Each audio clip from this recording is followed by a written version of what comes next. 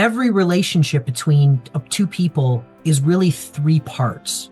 And every relationship you have with an individual is always a subset of your relationship with self. So what do I mean by that? There's your partner's experience with their relationship with themselves. There's your relationship with yourself.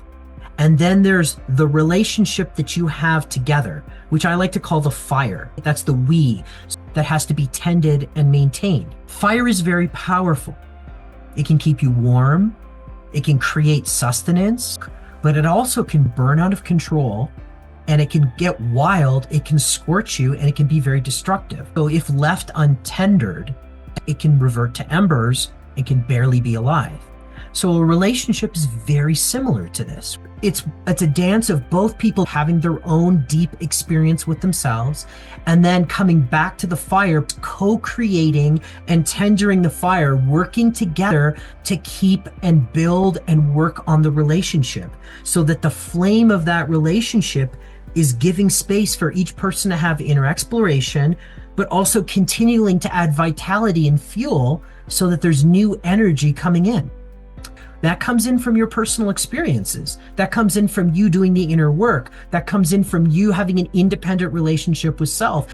It's co-creative. When you're tendering the fire together in agreement and each person is getting their space to go off and be who they are, that's what keeps the fire at a place that is not roaring and burning everybody and exhausting all the fuel, not turning into embers where it's dying out because nobody's addressing it, and not forcing one person to continually hold the fire while the other person is off doing something else. You have two personal adventures that are working together to form a third collective engagement, but you have to have your own personal adventure.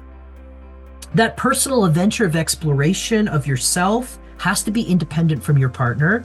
Do you know how much energy and how much juice you get to bring into the relationship when you're engaging in these adventures into self and in the outer world? That's incredible fuel to keep that fire alive.